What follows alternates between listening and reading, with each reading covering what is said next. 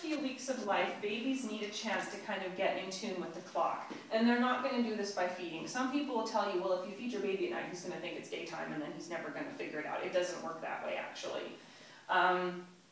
So it's normal for babies to need to feed frequently at night, at least for the first few weeks. Once they get to about 5 or 6 weeks at night, some of them stop having to feed quite so frequently. But it really varies from baby to baby. And it is considered within the normal range of behaviors for babies and even toddlers to feed several times during the night. And what the Leche League encourages mothers to do is to consider bed sharing, because it makes that problem a whole lot less trouble for you. Usually by about 6 weeks of age, mom and baby can figure out how to nurse lying down, and when that happens, you no longer have to, oh, he's hungry, I gotta sit myself up, I gotta get my pillows, and by the time you do that, you're wide awake, and the baby's falling asleep with the breast, you're like, great. No, he's gonna be awake in a few more hours. So if you can get to nursing lying down, you'll find that actually you don't really need to become very conscious in order, you'll sort of stir, the baby stirs, he kind of gets on there, and then you can fall asleep again, and so your sleep gets a lot less.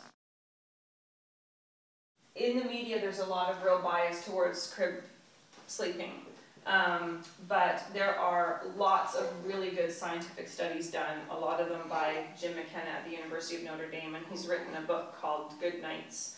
And the science behind co-sleeping is pretty rigorous, and they've demonstrated over and over again that it actually is protective.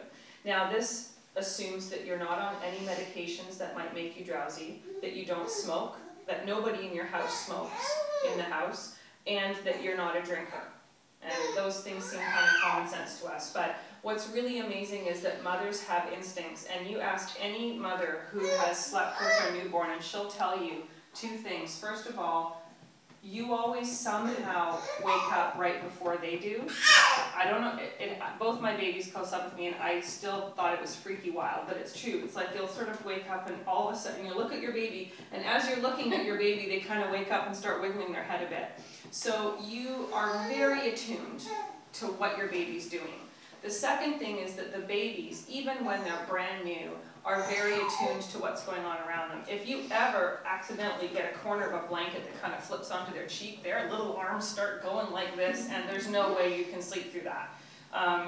So we are designed biologically to sleep in close proximity to our infants, and all these amazing, and the brain stuff I told you about is just, I mean, I could talk about this for an hour alone. There's so much physiology that is connected to this. There's an assumption that the baby is going to be in close proximity to you, and there's all these physiological mechanisms, heart rate, respiration rate, sleep cycles, they all become coordinated. Mothers and babies all adopt the same instinctive position together, which is the mom's in a C and the baby's in a C like this, and so his head is down there by the breast. Studies have shown that it doesn't have any effect on the frequency of feedings. That's just a myth. Yeah. And the thing is, babies are so different, and this is where I think some of the challenge is that you're going to have a friend who's going to be like, oh, my baby only sleeps like 6 hours and doesn't need to feed, you know, and that's guaranteed to make you feel like you're doing something wrong because your baby wakes up every other hour.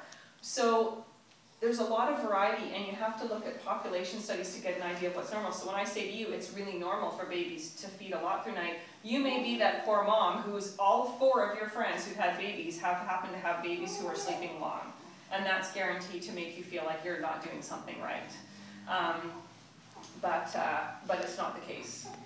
Yeah. So for safety issues and feeding issues, it doesn't. Virtually every woman I've been doing Leche League groups for about 5 years now, and I've yet to meet a mom who said that having the baby in the bed or in a sidecar where it doesn't have to be right there with you if you're worried, but in a sidecar just makes night feeding so much easier.